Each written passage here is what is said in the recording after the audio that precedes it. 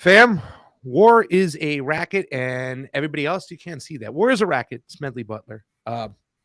And welcome back to the Combo Couch, everybody. I am Pasta Jardula.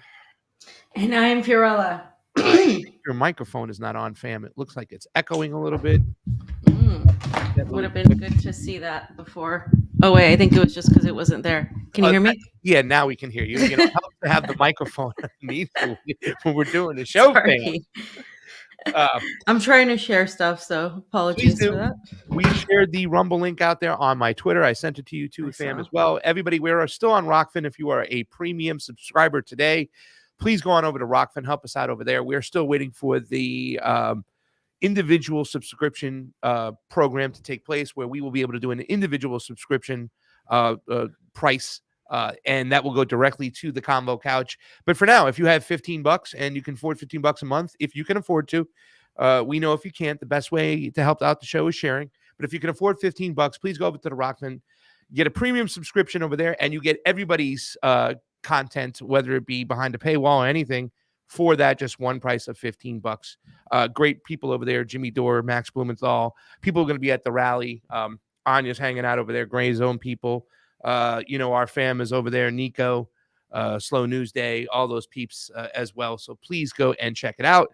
The Duran is now up there, which is awesome. One of my favorite shows if you really want to get informed of what's going on, as well as my comrades over there in the area of Moscow that get to go into the Donbass, and all those great people like Vanessa Beely and Ava. I should say it's Ava, right, fam?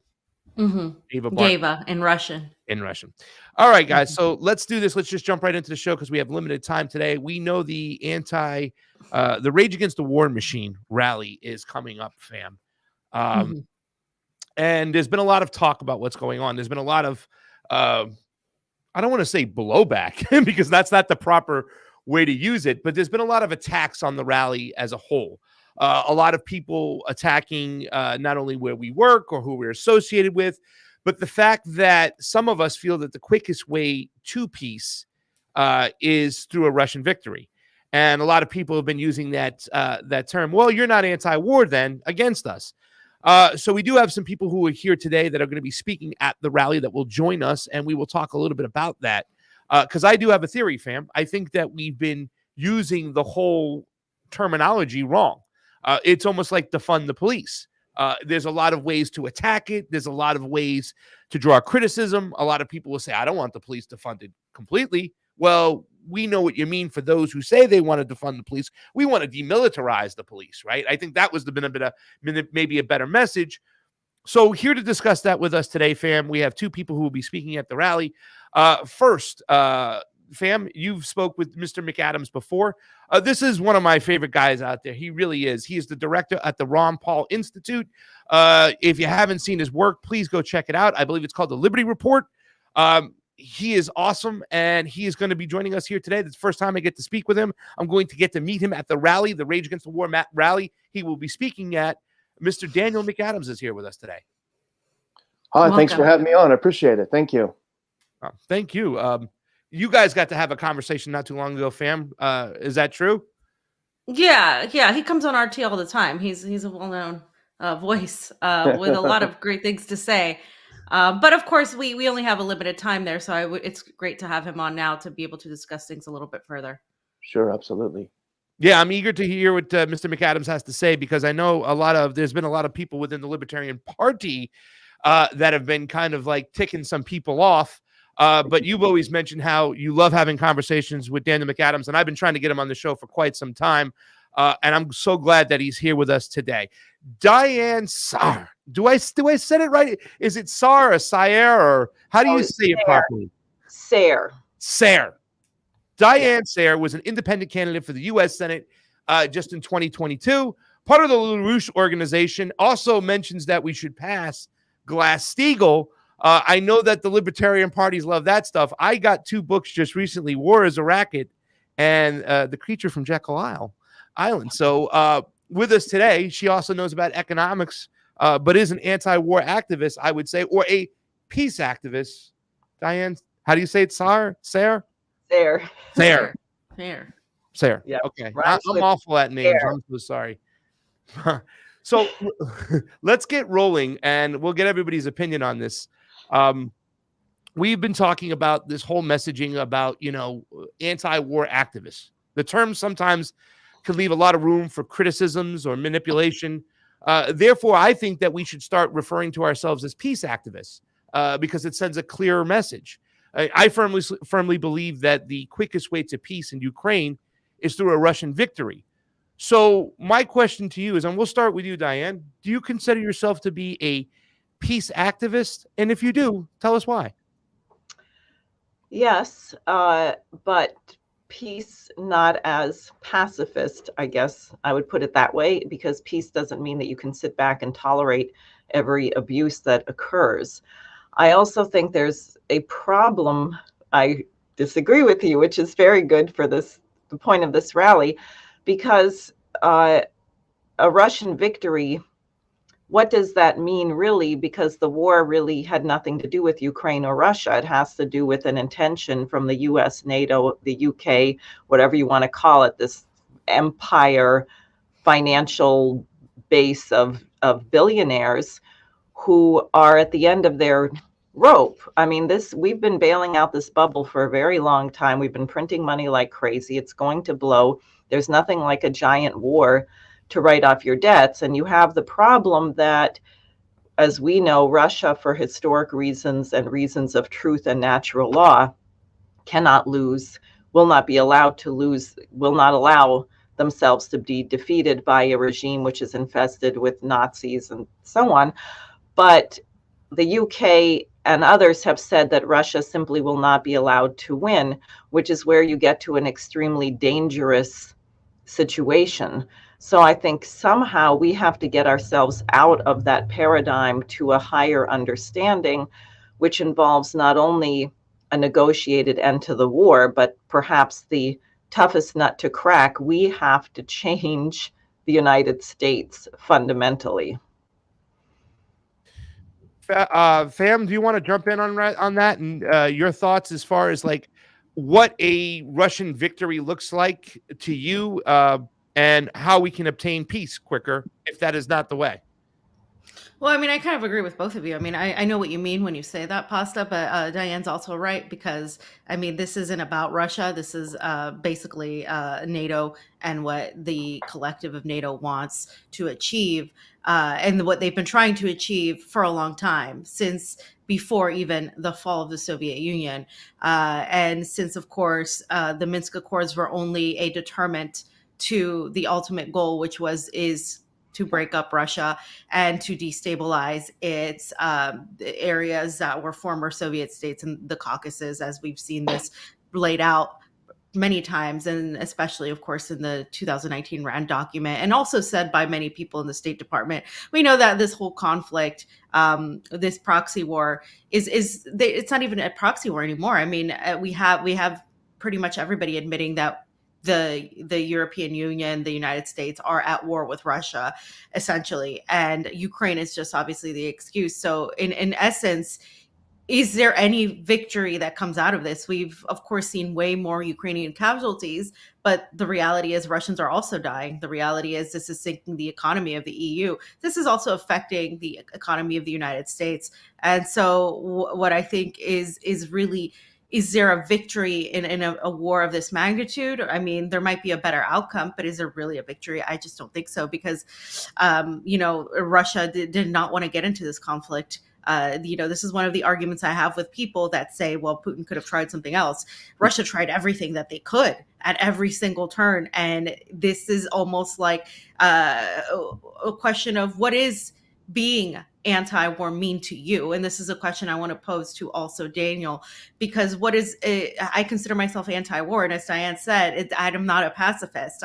Ideally, I would be a pacifist if we lived in a world where we didn't have empires like the United States and the empire that exists right now that is trying to wage war against the world. I would be a pacifist. But if pacifism means standing by and watching evil take over and the people of the world lose, then no, I'm not a pacifist. So to me, anti-war means opposing the oppressors. It means opposing these regimes that try to impose themselves on the will of the people. So that is my question. It's what is being anti-war mean? I think that can mean something different.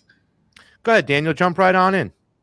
Okay, well, I would just, the first thing would be, I don't consider myself libertarian, and the Ron Paul Institute is not a libertarian institute. It was founded on the principle of Beyond Left-Right Coalition, and it was formed after Dr. Paul's first presidential run, where he got together the candidates of the four, quote, minor parties, the Green Party, the Libertarian Party, the Constitution Party, and I'm forgetting the fourth right now, to agree on a set of basic principles about defense of civil liberties, about no global empire, about the Federal Reserve's financing for wars, and a few other things. So that's the principles that were built upon. In terms of anti-war,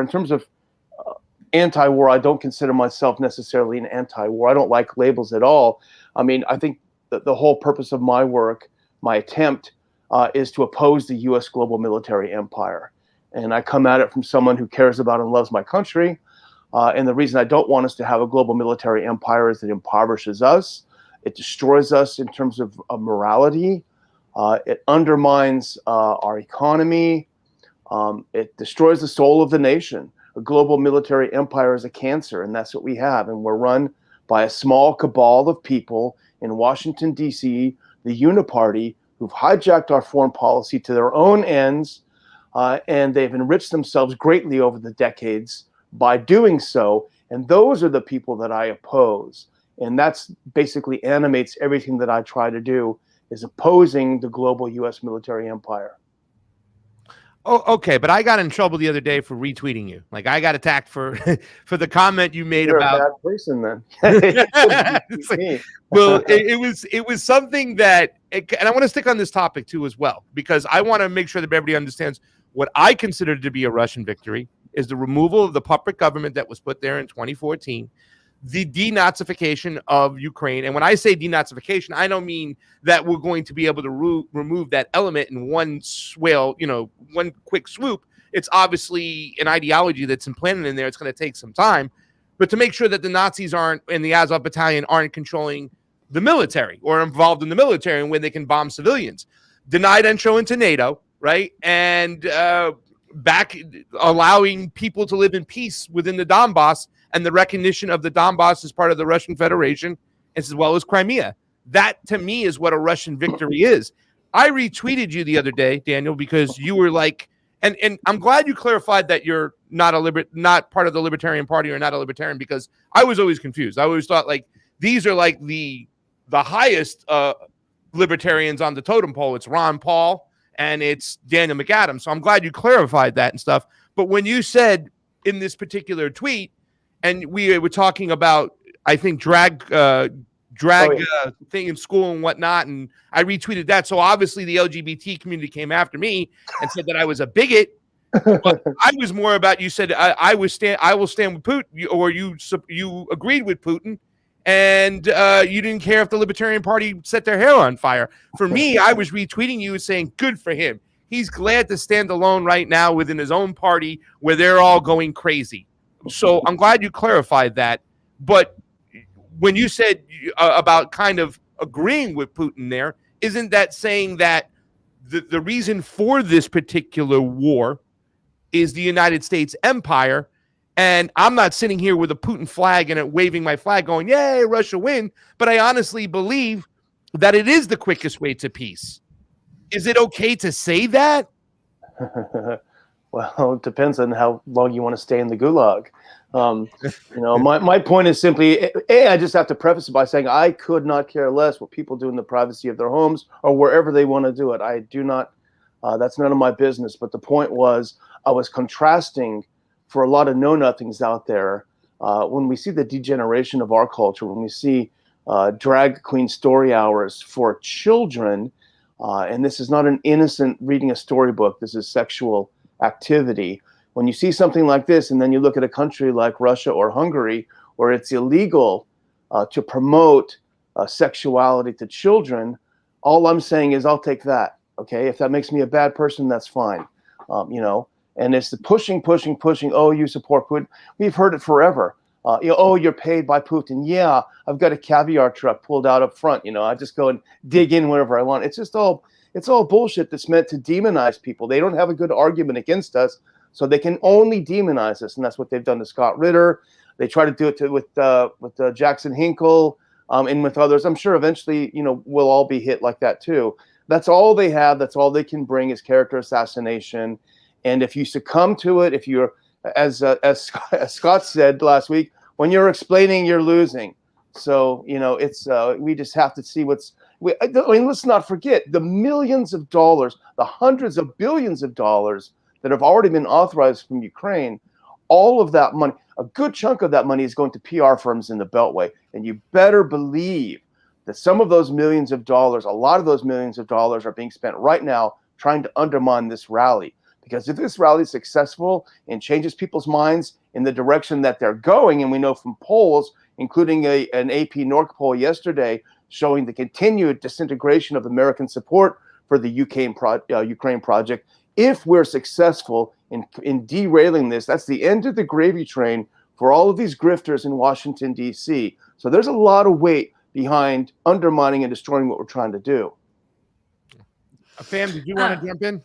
Yeah, so Diane, we're coming into the 20th anniversary since the United States invasion of Iraq, and there has been so much coverage as to the consequences, not just on obviously the American people, but also mostly on the people of Iraq and the destabilization of these countries.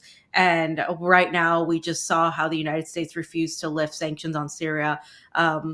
Until they were pretty much forced and shamed to do it for a little bit because of the earthquake, and how these sanctions have affected people, and these governments like Assad, and how they're criticized so much. And regardless of what people think about Assad, Putin, or whatever other government we are told to hate in the United States, isn't it important to really understand that as Americans, as U.S. citizens, we can criticize all these countries all we want, but at the end of the day, we don't live there. You don't have a say. You're not a citizen of these countries.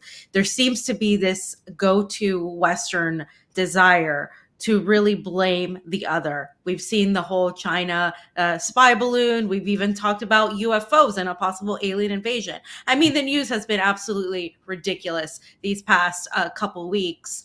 What is it in the United States that it's going to take for Americans to actually pay attention to something like this? Because you would think that, after the pandemic, quote unquote pandemic, after all the things that happened, that Americans would start paying attention to how their government lies to them. We're talking about everything that happened post 2020, everything that's been going on even since 2016 with Russiagate and the revelations of all of these things coming out, the Twitter files and all of these things. But it seems that the American people are not able to really understand what it means to be affected by war, because honestly, on our soil, we really haven't been in a very long time. So what will it take for Americans to actually, get out in the streets, say, for something like this, like the Rage Against the War Machine, versus getting out in the streets for, say, social justice issues only that are not backed by any sort of economics or are not foreign policy related? Well, first of all, I think some of the things that we think that we've seen on the streets are kind of a fraud. And we really should look in the mirror when we point our finger at the control of the press in other countries. I mean, here in the United States, you have the former head of the CIA who believed in torturing people, and he's now a news anchor man at MSNBC, John Brennan I'm referring to. I mean, if we saw that in another country where the head of their central intelligence agency was now running their news, wouldn't you say that this was controlled? But I think it's a cultural problem. We have this incredibly important breaking story from Seymour Hersh about the pipelines, the role of the U.S., and he leaves out the text message from Liz Truss to Tony Blinken, which I think is also very important, saying it is done, but clearly has sources, and more than he's telling us, who can prove without a doubt that the Nord Stream pipeline was blown up by the US, Norway, UK we committed an act of war against Germany, another NATO member, and Russia. Now, you would think this would be an outrage. This would be like the emperor with no clothes. And there's something to this story which people tend to forget. Because what happens in The Emperor with No Clothes? Well, a little boy says he's naked. He's marching down the street naked. And everyone says he's naked. But then what does he do? He says, oh, well, I'm just going to, yes, I'm naked and I'm going to continue the parade. And the population allows him to get away with that. And that's the problem. So it's not even a question of information. It's a question of a culture when the population decides that enough is enough. When you get a moment like what led to the Berlin Wall coming down, or you get a moment like the civil rights movement, where Martin Luther King was absolutely critical because of his integrity and his commitment to universal principles, but alone, he would not have brought about the victories that occurred. But the actions that he took, being nonviolent, pricked the conscience of America in a sense, and you had a movement that was able to change things. And I think that's what we have the potential of doing this Sunday, is beginning to get a shift where we break the barriers of the isolation and people can see that actually, contrary to all the garbage in the media and the algorithms of the social media, most Americans really don't want to die in a nuclear war, and they don't want to impose that on anyone else. And we don't believe in torturing people all over the world through starvation and sanctions and so on, but we haven't been able to give voice to this. So I think that is the question. That's why it's so important that this succeed, and why there are so many very well-funded agents trying to destroy it. Yeah. Let's stick with Daniel on this question, because Daniel, there's a point to be made over here, because this is one of the questions I had lined up for today, and I was very curious to hear from both of you. Diane just pointed out that, eventually, when will enough be enough, right? Enough is enough for the public to get involved. You pointed out things in the history which kind of enraged the public. But when it comes to this whole situation in Ukraine, we just had the Cy Hirsch revelations of sorts. I think a lot of us already knew the Liz Truss text, it's done. We see pictures of NATO soldiers on the ground in Ukraine. We hear all these things. We have this smoking bazooka evidence of Victoria Nuland going FDEU and Jeffrey Pyatt handing out cookies. We have all this information. We just had our fourth or fifth derailment. I'm losing track. It's railroad derailment season, and I'm losing track because it's kind of blending in with UFO spotting season. I'm losing track. We have none of the money at home. We played a video of a train today moving around freight, and it's literally going like this on tracks you can see that are terrible. We have railroad technology from the 70s and 80s in our country. When do you think enough is going to be enough? And I'm only asking this because I know you're involved, online. You have the Liberty Report. You interact with people. You see, people out there nowadays, their mind seems to be in the clouds, whether they're consumed with reality TV or consumed with just trying to pay the bills. When is enough? When is enough going to be enough and get these bodies in the street?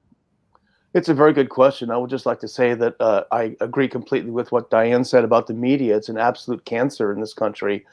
There's no question about it. And that's probably some of our biggest adversaries. The media is absolutely corrupted by spooks and thugs and profiteers. Here's an example. When Scott Ritter was kicked out of the rally, and my old friend Cynthia McKinney was invited to speak, you guys probably saw the headline. Basically like a convicted child predator replaced by anti-Semite in an anti-war rally or something, anything to this is the headline from like the Free Beacon or whatever. So it's not even just, it's not even like Cy Hirsch, just a blog. It was an actual. Yeah. So this is the level, this is the scurrilous level of the media in the United States. And that's why I was just looking at a headline today. A new Gallup poll showed that something like over half of Americans believe that the media purposely feeds them BS and lies, and it's just going to get worse.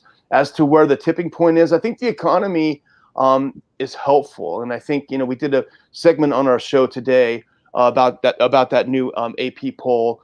showing the massive shift from March of 22, when Americans were polled saying, oh, hell yeah, sanction the Russians. It doesn't care if it hurts our economy, to the one that they just did, where they basically just flipped. And Americans are saying, well, wait a minute. I mean, this isn't fair. We're not supposed to feel the pain of the wars that we deliver overseas. And I think we can make all kinds of wonderful moral arguments about being anti-war and opposing war. But at the end of the day, it's difficult to fight the information, the paucity of information and critical thinking available right now to Americans. So I think if we can somehow convey to them that the reason that you're miserable is because you have at least $1 trillion being stolen from the country every year to finance a massive global war machine, then I think that might help us get some traction. Fam? I guess my next question, I guess, deals with where is the world going beside the fact that that Russia and Ukraine and this conflict with NATO is happening, because we're also seeing the United States and NATO ramp up things with China. And however people may feel about China, again, is irrelevant in terms of what the United States is doing. It's saber rattling and playing chicken with two nuclear powers here at the same time. And what we're seeing is it's actually backfiring. We've talked about this at length many times at my job, where it's basically the sanctions aren't working against Russia. Russia has very good allies in China and India, and their energy production is actually up. They're making more money.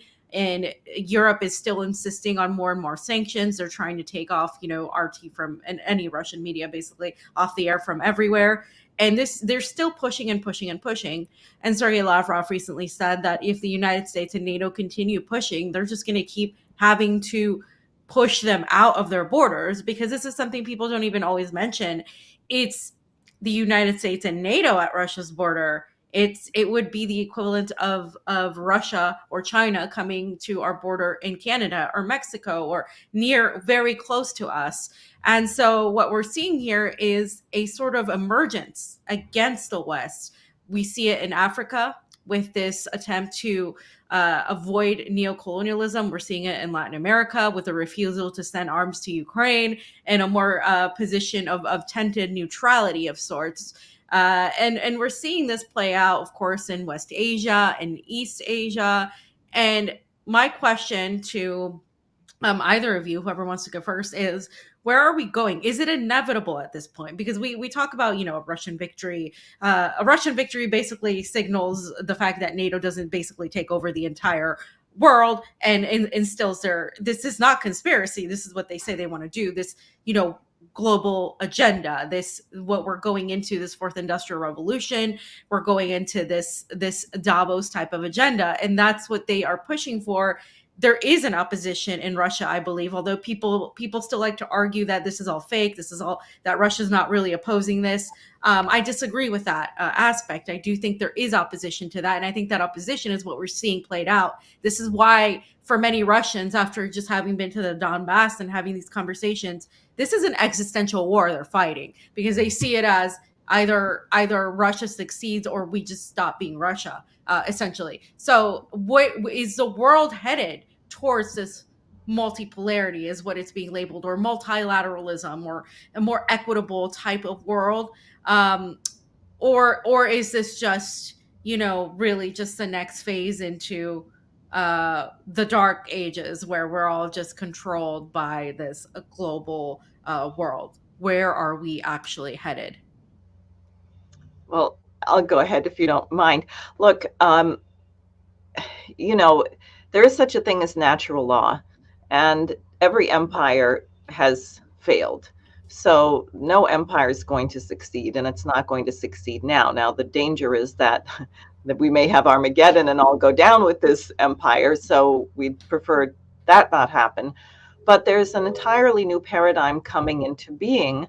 And my mentor, Lyndon LaRouche, fought for this for many years. In the 90s, he was saying US, Russia, China, India have to get together and break the back of this, whatever you want to call it, the liberal free trade, Anglo-Dutch globalist monstrosity. That did not occur. The great game of the British has always been divide and rule. See if you can get the major powers who should be allies to destroy each other.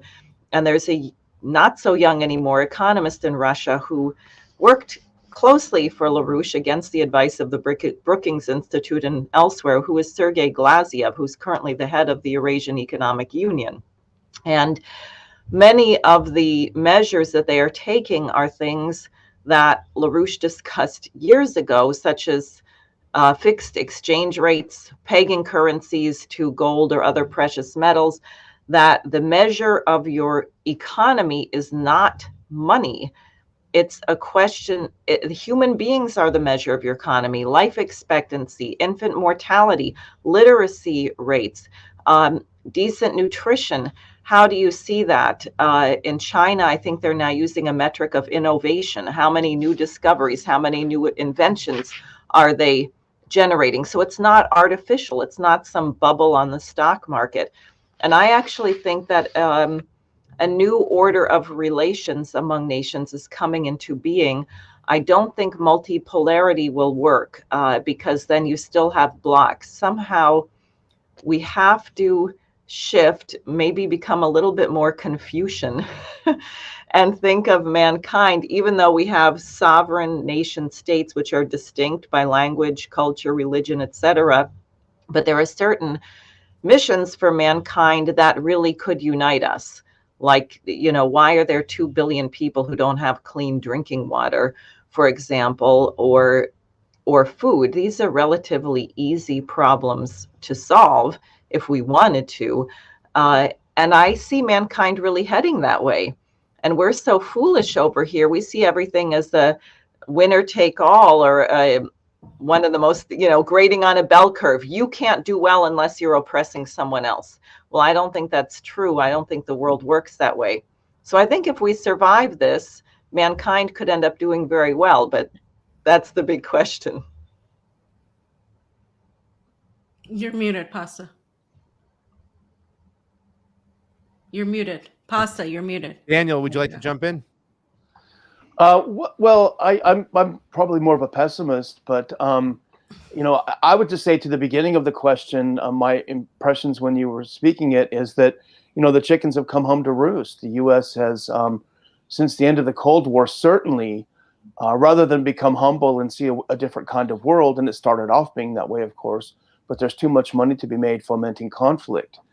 And so you had the U.S., you had the neocons who run U.S. foreign policy, pushing everyone around for 30 years, and finally they pushed, and everywhere they pushed, things ended up worse than when they started. There's no intervention. There's no color revolution that the U.S. sponsored where people ended up in any way more free than when they started. That includes Syria, and that includes Iraq, etc. So it's always turned to crap, everything they've touched, but they continue touching it. They ruined Afghanistan for 20 years, and then they walked away. And then there's a great danger when the U.S. walked away from Afghanistan that the military-industrial gravy train might come to an end. And that's when you saw things ramping up again with Russia and Ukraine. These are the people that had planned this, not in 2014, which is popularly said with the coup then, but certainly back in 2004 with the Orange Revolution, which is one of the first of a I would say like 2.0 color revolutions. And I was an election observer in the first batch of color revolutions in the 90s in Eastern Europe. And those had a very different formula. And I think with the Orange Revolution, and certainly after that, and certainly with the Maidan, the main characteristic of these color revolutions was extreme violence. And that's how they have evolved. But what they didn't count on, and they never count on, is pushback. You can kick Syria around, you can kick Iraq around, but they came up against a power that's kicked back, and they don't know what to do about it. And I think that's what we're seeing right now. And I don't know what will happen. They do not have an off-ramp. There's no exit. There's no reverse gear for the neocons. So I think it's going to get definitely worse before it gets better. I think it may end in an economic collapse on our side and on Europe's side. But you may well see some interesting things emerge, like the Germans. There's a lot of pressure in Germany, and it's coming from what the mainstream would call the far left and the far right, the Linke and the AfD, who are saying, we're sick of this. We don't want to support this anymore. And if those forces are able to gain some traction, you may see a different kind of group emerging. And other people have a lot smarter than I have are talking about it, where you could see a Russia, China, Germany axis in the end of NATO. I think, that would be fine. Russia is building relationships with India and China on a healthy basis, which is trade to mutual benefit. The U.S. builds its alliances on violence and the threat of violence, and it's unsustainable. And now finally the bluff is called, and we're in a whole new world. The world will never be the same. This is like the end of World War I, the end of the monarchies in Europe. The world will never be the same after this conflict. I want to stay with you on this one, Daniel, because I want to stay a little bit more on China, because not only the leadership of the populist right, the media sphere, but the actual voters, I think they're cool with us ending this war in Ukraine because they look at it as Biden's war, but they're cool with us taking this money out of Kiev and sending it over to Taiwan just to poke at Beijing. How do we convince the populist right? Because this is something I was talking with Kyle Anzalone this morning. They've been very kind of weary of this and keeping their eye on this, the voter of the populist right, who are cheering on as we're shooting a missile at a weather balloon and going crazy about the whole thing. And, you got people saying, it's time to launch bombers from Guam. How do we convince the voters of the populist right that this idea of a war with China might be a lot worse than a war over here with Russia? Sometimes I just think we need to get our asses kicked, right? Yeah. I'm sorry to use that strong language, but sometimes I think that's the only thing that will convince them that, there's a collective mental illness in America. They always feel the need to have an enemy, whether it's Saddam, whether it's Gaddafi, whether it's Assad, they always have to have this bad guy. And my theory is, and I've mentioned it many before, it's because Americans don't travel. They don't know anything about the rest of the world. Zero. I lived for a decade overseas. I've traveled throughout Central and Eastern Europe. Most people don't do that. They don't understand it. And because of our geography, we're never physically threatened. We don't need a military at all because we're not threatened by anyone. And I think that probably contributes to this kind of collective mental illness that we always look for an enemy to project our hatred on, our prejudices on. Russia is a gas station masquerading as a country. I think that was John McCain who said it. So what will it take to convince them that China is not a threat? I don't think it's possible to do that. And the things that China should be criticized for, it's not criticized for, because those are the things that the elites in the United States love: mass surveillance, social credit, keeping the average guy down and keeping him from consuming independent media. They love all that stuff. So the China thing is bad, and the people that are our allies on Ukraine are, by and large, horrible on China. People like Tucker Carlson, who's very good on many things, Matt Gaetz in the House, Chip Roy, etc. You know who I'm talking Marjorie about. Taylor Greene walking around with a balloon. Yeah, God. And the funny thing is, okay, we were ready to attack China with 2 billion people, or however many they have, over a couple balloons.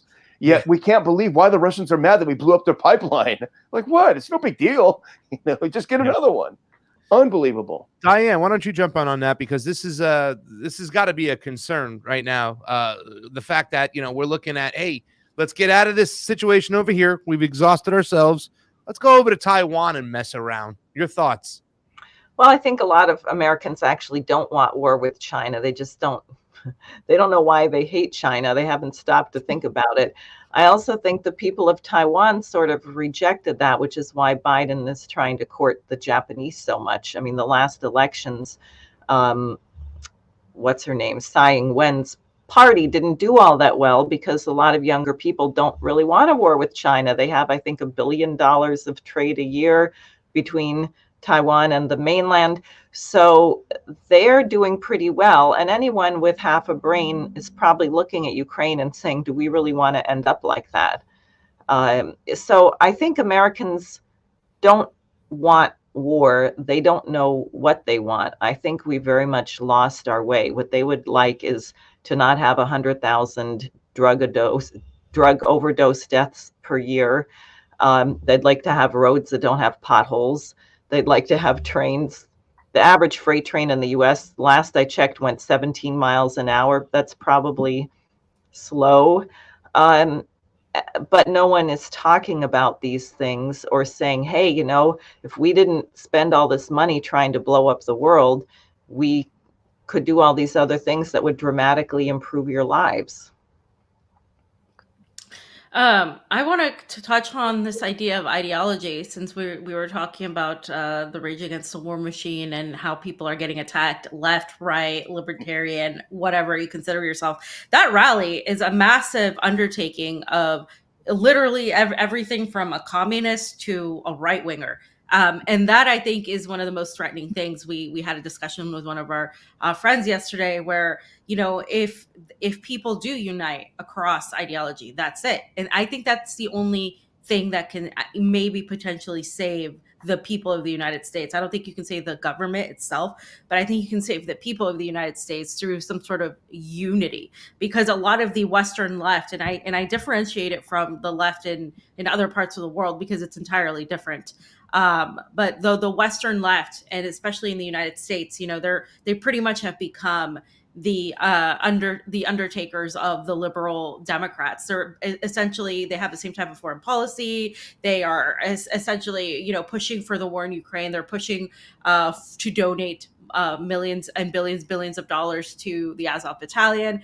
They have this whole idea that everybody is a fascist if they have a different political opinion, but they have no problem sending all this money to Ukraine.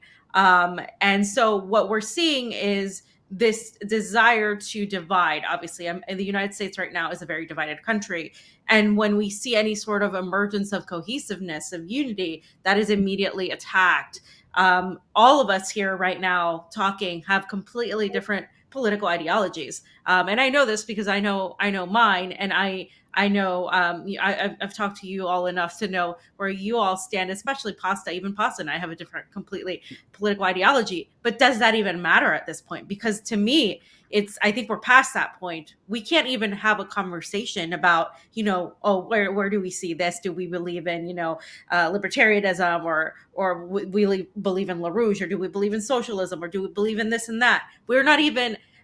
We don't even have time to have that conversation right now because of where we're at in the world and where the stakes are at. So my question is, does ideology at this given moment in time in the United States and perhaps at large in the world even matter with what we're dealing with here? Well, I can just say in terms of the rally, you know, the way to keep a coalition together is you have to check your ego. You know, as you point out, there are many things that we may disagree on. You just can't bring in irrelevant things, you know. And unfortunately, a lot of the left has been behind most of these rallies in the past, and they like to bring in things that are not relevant. And that's one of the reasons one of the speakers decided to not go, a prominent person on the left whose name I will not say, because they believe that the other priorities needed to be addressed, etc. So it's you have to we've done a lot with coalitions. When I worked for Dr. Paul on the Hill, we had a very strong left-right coalition against the Iraq War. You just can't talk about things in the context of this particular coalition that may irritate someone else. And so it's just everyone's got to check their ego, and you can't go out there saying things that, you know, within the context again of this, that are going to irritate people. And it's so far it's. I mean, there are currents under the surface that are pretty rough right now. A lot of stuff that I see on Twitter is when they, you know, especially for people like Scott Ritter, oh, well, he shouldn't go because he's not anti-war. And they say that about a lot of people. You know, he can't go because he's not anti-war. It's just a way of undermining and trying to destroy the event. So coalitions are very tricky things to hold together. You know, I don't know that this one will work, but it's certainly worth trying. I would like to share this. Some of us, including Scott Ritter, myself, Tulsi Gabbard, those of us that are particularly drawing a lot of fire. And by the way, there was the really nasty hit piece on me and LaRouche in the New Republic, where they're so freaked out they don't even mention the rally. You know, and they love to hate LaRouche. They love to hate LaRouche. And they call it The Walking Dead, which is a little ominous. Well, so some of us that as I mentioned, are on this list. Scott accurately, I think, called it a kill list, the Ukrainian Center for Countering Disinformation, which is a feeder for the really scary list, the Marotforets, where they cross off your face and it says liquidated, which, as far as I know, I'm not on that one yet. I'm on the first one. But try harder. You got to try harder. right. So the Center for Countering Disinformation on their Telegram channel posts the following. In the USA, an anti-war rally is planned with the demand to stop military aid to Ukraine and start peace negotiations. The Libertarian and People's Parties of the USA are organizing a rally called Rage Against the War Machine. During the rally, the speakers plan to address President Joe Biden with a number of demands, in particular regarding the war in Ukraine. Among them are ceasing the financing of the war and calling for a diplomatic settlement. They say the ad contains Russian narratives that the expansion of NATO to the east provoked the Russian invasion, and the war against Ukraine led to the threat of nuclear war with Russia. Invited speakers include former politicians, journalists, activists, and musicians who have previously expressed pro-Russian rhetoric, including former U.S. Democratic Party member Tulsi Gabbard, with Pink Floyd co-founder Roger Waters. And then they have the schedule, which I mean, these people are Nazis. They only have, as Daniel said, they resort to violence. That is what the Maidan was. That doesn't mean I'm afraid or I'm projecting that there's going to be something at the rally. I'm just saying the Center for Countering Disinformation at their conference where they released their kill list included representatives from the U.S. State Department and had in their thing that they are funded by the State Department. So here we have our government, which is running around the world accusing everyone of being undemocratic, participating in funding target lists of people with whom they disagree or who are not allowed to break the narrative. And I would say if you have to resort to doing that, there is probably great danger that your narrative is not going to be holding up much longer. Yeah. Do you think, though, there's a fair criticism? The fact is, and yeah, maybe they could be right. Like there's a fair criticism that we don't have enough Black voices at this particular event. I mean, I said on a radio show the other day, and that was after Jamu Baraka came after the kind of the rally itself, and I said, hey, Ajamu, you show up, I'll stand aside to let you speak. I will. But do you think that is a fair criticism? Could we have reached out a little bit more to maybe some Black nationalists out there to get them involved with this rally? Or do you just think that this shouldn't really be about race or religion? It's just anti-war, and that's that. Go ahead, Diane, you go first. Well, I don't think it should be about that. And there are, I mean, Garland Nixon is not Caucasian to last I checked it, or Cynthia McKinney. So I think that's really not the issue. And we have a difficulty, which is Obama destroyed the civil rights movement and the anti-war movement because he pretended that he was African American, where he didn't give a damn about Africa, and he had no knowledge whatsoever of the civil rights movement. He didn't experience, he had no identification with people in this country who actually really suffered and are suffering from racism in this country, I should say. So his being such a face for fascism and war created a real problem in the United States, I'm afraid. Well, Daniel? That's a great point, and it destroyed our anti-war coalition when he came into power, which was devastating. I honestly don't, I mean, everyone notices race. If you say you don't notice it, then you're an idiot. But I just honestly don't think of it. And I didn't think of it. But now that you mention it, now, if you want to invite Louis Farrakhan to give a speech, I would set aside. He can take my spot. You know, there you go. Me too. Yeah. So that would be my input on that. That's awesome. Pam? I guess this is my final question. What is the message you hope to bring? Both of you will be speaking at the rally, all three of you. And and being here in Moscow and seeing what how the West is, and Daniel mentioned this. Most people don't travel, they don't get outside, so they have this very like warped opinion, like, oh, Russia could have tried this, they could have tried that, they didn't need to invade. What is your message going to be, first and foremost, when you get out there and you speak at this rally? What would that message look like if, say, it were played, to an audience in Russia or to an audience on this side of the world, where you really don't get to see American solidarity or American support for an end to this. You really, all we see here is, the United States wants to continue sending arms to Ukraine. NATO is ramping up their attack, and there's more sanctions on Russia. But I think if I were there, one of my messages would be to really say, as an American, I want my country to take accountability for what it's doing, and to really stop waging this war on the world. Because I think as Americans, it is our duty, living in the belly of the beast, to really do what we can. We're not going to be able to change what Russia does, what China does, what other countries do, and it's not even our prerogative. And that's been the problem. We've made it our prerogative to be the police of the world. But what we can do is something in our own country. So what is your message to the world in terms of what you're going to be saying at this rally? Mine is going to be very, very simple. Two things. First of all, if you want to oppose war, you must first oppose war propaganda. And the second is, if you want this war to end, the key to having it end would be for the United States to stop funding and backstopping and sending weapons to Ukraine. It would end very, very quickly after that. Two very simple things. Diane? Yeah, mine similarly, which is that Americans have to stop saying that we can't control our government. We're not the world. I was on a conference in the Philippines. I mean, I was here, but addressing them, and people around the world rightly think the American people are responsible for our government.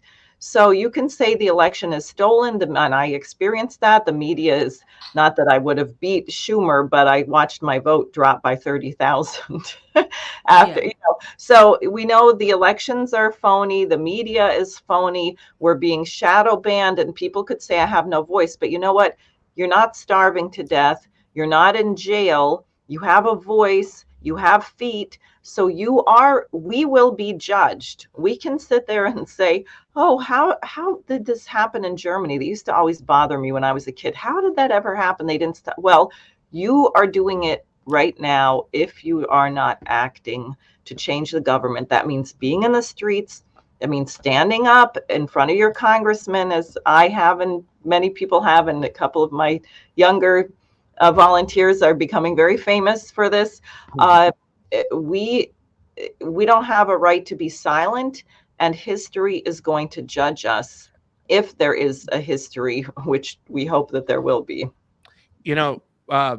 Jose Vega was on the show the other day. He just did a great job. You said some of your younger followers out there of sorts, they're really getting good at this too as well, because they're not just getting thrown out right away. They're actually getting dialogue back and forth. That's what I really loved about this last one. And I think your messages are great, guys. I can't wait to share the stage. I'm very humbled to share the stage with you two. I think you guys are amazing out there, and your powerful voices. My message is definitely going to be one of unity. We at the Convo Couch have been having these shows where we've had the libertarian-minded people. We had Dave Smith and Jimmy Dore on. We had a panel where we had Don DeBar, who's a Marxist, who will also be in D.C. with us. He's an anti-war activist for quite some time. He actually spoke at the rally back against Iraq when hundreds of thousands of people got in the streets of New York.